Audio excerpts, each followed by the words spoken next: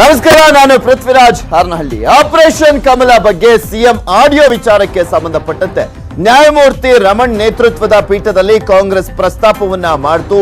ಆ ವಿಚಾರವನ್ನ ಮುಂದಿಟ್ಟು ಸುಪ್ರೀಂ ಕೋರ್ಟ್ ನಲ್ಲಿ ಪ್ರಸ್ತಾಪವನ್ನ ಮಾಡಿದ್ರು ಕಾಂಗ್ರೆಸ್ ಪರ ವಕೀಲರಾಗಿರುವಂತಹ ಕಪಿಲ್ ಸಿಬಲ್ ಅವರು. ಇಲ್ಲಿ ಪ್ರಮುಖವಾಗಿ ಬಿಎಸ್ವೈ ಅವರ ಆಡಿಯೋ ವಿಚಾರನೆ ಅನರ್ಹರಿಗೆ ಕಂಟಕವಾಗುವಂತ ಎಲ್ಲಾ ಲಕ್ಷಣಗಳು ಕೂಡ ಕಾಣಿಸ್ತಾ ಇದೆ. ಜಡ್ಜ್ ಎದುರು ಪ್ರಸ್ತಾಪವನ್ನ ಮಾಡಿದ್ರು ವಕೀಲ ಕಪಿಲ್ ಸಿಬಲ್. ನಾಳೆ ವಿಚಾರಣೆ ಮಾಡೋಣ ಅಂತ ಹೇಳಿದ್ದಾರೆ ನ್ಯಾಯಮೂರ್ತಿ ರಮಣ್ ಅವರ ನೇತೃತ್ವದ ಪೀಠ.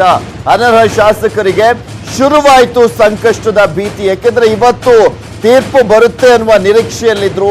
ಆ ಒಂದು ನಿರೀಕ್ಷೆಯ ಸಂದರ್ಭದಲ್ಲೇ ಯಡಿಯೂರಪ್ಪನವರ ಆಡಿಯೋ ಬಾಂಬ್ ಇಲ್ಲಿ ದೊಡ್ಡ ಮಟ್ಟದ ಶಾಕಿಂಗ್ ನ್ಯೂಸ್ ಆಗಿದೆ. ಅನರ್ಹರಿಗೆ ಆಡಿಯೋ ಭಾಷಾಂತರ ಮಾಡಲಾಗಿದೆ, ಪರಿಶೀಲನೆಯನ್ನ ಮಾಡಿ ಅಂತ ಕಾಂಗ್ರೆಸ್ ಪರ ವಕೀಲ ಕಪಿಲ್ ಸಿಬಲ್ ಅವರು ಮನವಿಯನ್ನ ಮಾಡಿಕೊಳ್ತಾರೆ. ನಿಮ್ಮ ಮನವಿ ಏನಿದೆ ಸಲ್ಲಿಸಿ, ನಾಳೆ ಪರಿಶೀಲನೆಯನ್ನ ಮಾಡ್ತೀವಿ.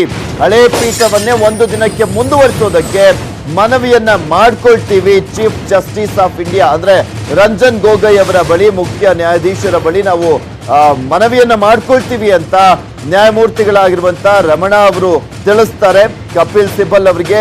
ಸೊ ನಾಳೆ ಏನಾಗುತ್ತೆ ಅನ್ನೋದನ್ನ ಕಾದು ನೋಡ್ಬೇಕು. ಸಿಜೆ ಅದಕ್ಕೆ ಅವಕಾಶವನ್ನ ಮಾಡಿಕೊಡ್ತಾರಾ ಒಂದು ದಿನದ ಮಟ್ಟಿಗೆ, ಅಥವಾ ಇಲ್ಲ ಈಗ ಆಲ್ರೆಡಿ ವಾದ ಪ್ರತಿವಾದ ಆಗಿದೆ, ನೀವು ತೀರ್ಪನ್ನ ಪ್ರಕಟ ಮಾಡಿ ಅಂತ ಹೇಳುತ್ತಾ ಇದೆಲ್ಲವನ್ನು ಕೂಡ ಕಾದು ನೋಡ್ಬೇಕಾಗಿದೆ. ಆದರೆ ಅನರ್ಹ ಶಾಸಕರಲ್ಲಿ ಈಗ ಢವ ಢವ ಶುರುವಾಗಿರುವಂತದ್ದು. ಎಲ್ಲೋ ಒಂದ್ ಕಡೆ ನಮ್ಮ ಪರವಾಗಿ ತೀರ್ಪು ಬರುತ್ತೆ ಅನ್ನುವ 100% ವಿಶ್ವಾಸದಲ್ಲಿ, ಆತ್ಮವಿಶ್ವಾಸದಲ್ಲಿ ಇದ್ದಂತ ಅನರ್ಹ ಶಾಸಕರಿಗೆ ಬಿಎಸ್ವೈ ಅವರ ಆಡಿಯೋ ವಿಚಾರಣೆ ಇಲ್ಲಿ ಮಗ್ಗುಲ ಮುಳ್ಳಾಗುವಂತ ಎಲ್ಲಾ ಸಾಧ್ಯತೆಗಳು ಕೂಡ ದಟ್ಟವಾಗಿದೆ. ಏನೋ ಇದೇ ವಿಚಾರಕ್ಕೆ ಸಂಬಂಧಪಟ್ಟಂತೆ ಪ್ರಕಾಶ್ ರಾಥೋಡ್ ಅವರು ಪ್ರತಿಕ್ರಿಯೆಯನ್ನ ಕೊಟ್ಟಿದ್ದಾರೆ. ಅವರೇನ್ ಮಾತನಾಡಿದ್ದಾರೆ ನೋಡಿ.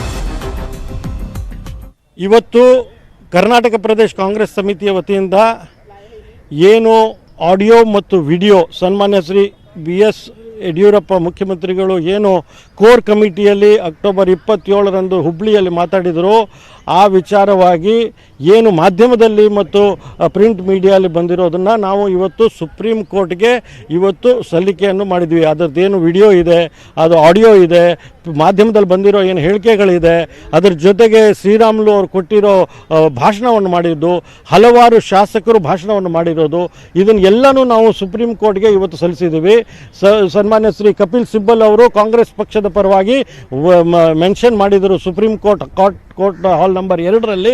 ಅಲ್ಲಿ ಅವರು ಜಡ್ಜ್ ಹೇಳಿದರು, ನಾನು ಚೀಫ್ ಜಸ್ಟಿಸ್ ಹತ್ರ ಮಾತಾಡಿ 3 ಬೆಂಚಿನ ಸದಸ್ಯರಿಗೆ ನಾನು ಇದನ್ನು ರೆಫರ್ ಮಾಡ್ತೀನಿ, ಇದರ ರಿಟರ್ನ್ ಸಬ್ಮಿಷನ್ ತಾವು ಕೊಡಿ ಅಂತ ಹೇಳಿ ಸನ್ಮಾನ್ಯ ಕಪಿಲ್ ಸಿಬಲ್ ಅವರಿಗೆ ಜಡ್ಜ್ ಆದೇಶವನ್ನು ಮಾಡಿದ್ದಾರೆ.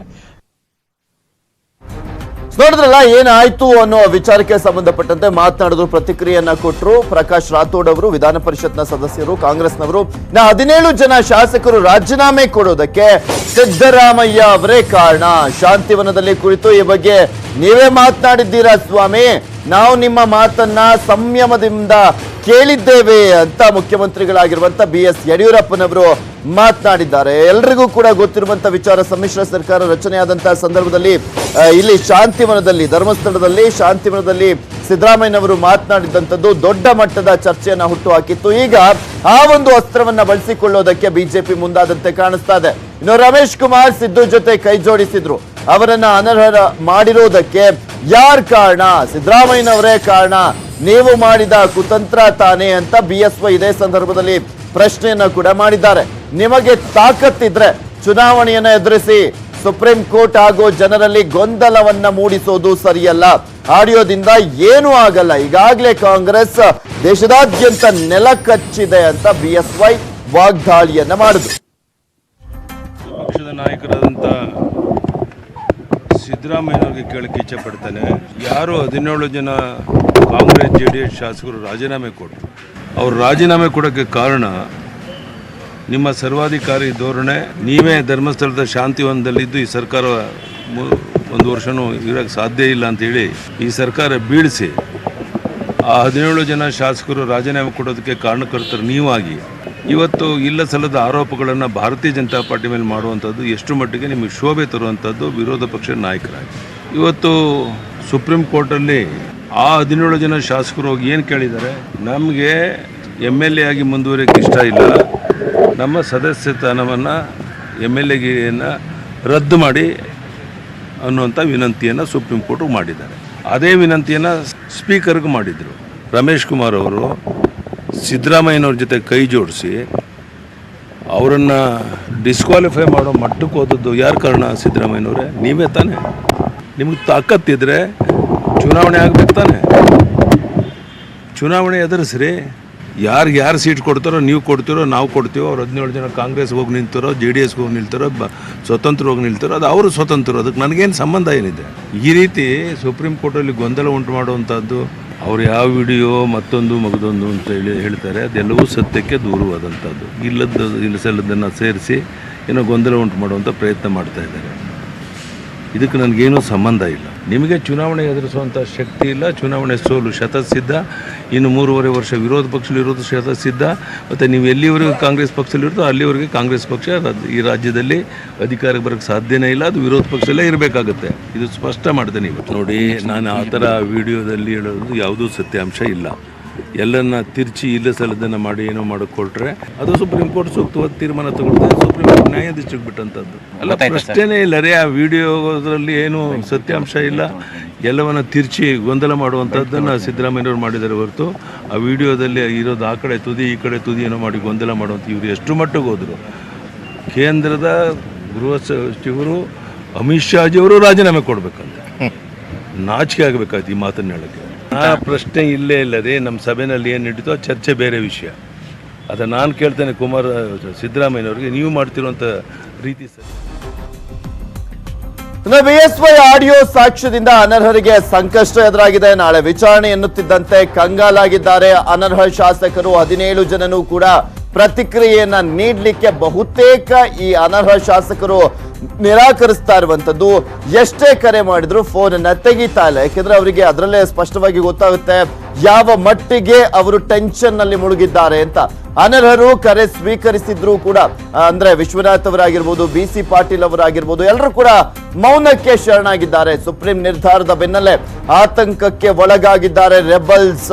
ಇಲ್ಲಿ ಅನರ್ಹ ಶಾಸಕರು ಸುಪ್ರೀಂ ಕೋರ್ಟ್ ನಾಳೆ ನೋಡೋಣ, ವಿಚಾರಣೆ ಮಾಡ್ಬೇಕಾ ಬೇಡವಾ ಅನ್ನೋದ್ರ ಬಗ್ಗೆ ಅವಕಾಶವನ್ನ ಕೇಳ್ತೀವಿ, CJI ಬಳಿ ಅಂತ ಕೇಳ್ತಿದ್ದ ಹಾಗೆ ಟೆನ್ಷನ್ಗೆ ಒಳಗಾಗಿದ್ದಾರೆ.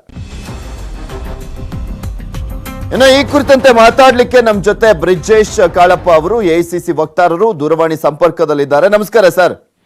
ನಮಸ್ಕಾರ ಸರ್. ಇವತ್ತಿನ ಸುಪ್ರೀಂ ಕೋರ್ಟ್ಗೆ ನೀವು ಮನವಿಯನ್ನ ಸಲ್ಲಿಸಿದ್ರಿ. ಅದಕ್ಕೆ ಸುಪ್ರೀಂ ಕೋರ್ಟ್ ಕೂಡ ಅಂದ್ರೆ ಕೇಳೋಣ CJI ಬಳಿ ಏನಾಗುತ್ತೆ, ಅವರಿಗೆ ಅವಕಾಶವನ್ನ ಕೇಳ್ತೀವಿ ಅಂತ ಹೇಳಿದ್ದಾರೆ. ಸೊ ಏನಾಗ್ಬೋದು ಅನ್ಸುತ್ತೆ ನೀವು ನೋಡಿರೋ ಮಟ್ಟಿಗೆ? ಇದು ಇಲ್ಲ, ಇದು ಮೆಟೀರಿಯಲ್ ರೆಲೆವೆಂಟ್ ಮೆಟೀರಿಯಲ್ ಇಲ್ವಾ ಅಂತ ನೋಡ್ತಾರೆ. ಅಂದ್ರೆ ಈ ಕೇಸ್ಗೆ ಯಾವ್ದಾದ್ರು ಒಂದು ಇಂಪ್ಯಾಕ್ಟ್ ಇರುತ್ತಾ ಇಲ್ವಾ ಅಂತ ನೋಡ್ತಾರೆ. ಅದು ಇಂಪ್ಯಾಕ್ಟ್ ಇತ್ತು ಅಂತ ಹೇಳಿದ್ರೆ ಅದನ್ನ ಆಕ್ಸೆಪ್ಟ್ ಮಾಡ್ಕೋತಾರೆ, ಇಲ್ಲ ಅಂತ ಹೇಳಿದ್ರೆ ಹಾಗೆ ಬಿಡ್ತಾರೆ ಅದನ್ನ. ಓಕೆ, ಬಿಫೋರ್ ದಟ್ CJI ಬಳಿ ಹೋಗೋದಕ್ಕೂ ಮುಂಚೆನೆ ಇದನ್ನ ಪರಿಶೀಲನೆ ಮಾಡ್ತಾರ ಅಥವಾ ಅವರು ಪರ್ಮಿಷನ್ ಕೊಟ್ಟಾದ್ಮೇಲೆ ಚೆಕ್ ಮಾಡ್ತಾರಾ? ಇಲ್ಲ, ಪರ್ಮಿಷನ್ CJI ಹತ್ರ ನಾವು ಈ ಮೆಟೀರಿಯಲ್ ಕೊಟ್ಟಾಗ CJI ಅವ್ರು ಕೇಳ್ತಾರೆ, ಪ್ರಶ್ನೆಗಳು ಕೇಳ್ತಾರೆ. ಮತ್ತೆ ಅದನ್ನ ಎಸ್ ಅವ್ರಿಗೆ ಅನ್ಸಿದ್ರೆ ಇದ್ರಲ್ಲಿ ಇಂಪ್ಯಾಕ್ಟ್ ಆಗುತ್ತೆ ಅಂತ ಅವರು ಎಸ್ ಅಂತ ಪರ್ಮಿಷನ್ ಕೊಡ್ತಾರೆ. ಅಂದ್ರೆ ಸರ್, ಈಗ ಇವ್ರದ್ದು ವಿಚಾರಣೆ ವಾದ ಪ್ರತಿವಾದ ಎಲ್ಲ ಮುಗ್ದೋಗಿದೆಯಲ್ಲ, ಅಂದ್ರೆ ತೀರ್ಪು ಮಾತ್ರ ಕಾಯ್ದಿರಿಸಿತ್ತು. ಸೊ ಹೀಗಾಗಿ ಆ ತ್ರಿಸದಸ್ಯ ಪೀಠ ಇತ್ತಲ್ಲ, ಅದು ಇಲ್ಲ ಅನ್ಸುತ್ತೆ ಅಲ್ಲ ಇವಾಗ. ಮತ್ತೆ ಅವರು ತ್ರಿಸದಸ್ಯ ಪೀಠವನ್ನ ರಚನೆ ಮಾಡ್ಬೇಕಾಗತ್ತಾ ವಿಚಾರಣೆ ಅಂದ್ರೆ? ಇಲ್ಲ ಹಾಗೇನಿಲ್ಲ.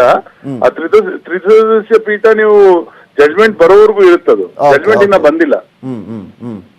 ಅದಕ್ಕೆ ಅದೇನು ರಿಸಾಲ್ವ್ ಆಗಿಲ್ಲ ಇನ್ನ, ಅದಿನ್ನ ಇದೆ. Okay, thank you sir. Thank you so much News 18 ಕನ್ನಡದ ಜೊತೆ ಮಾತನಾಡಿದಕ್ಕೆ.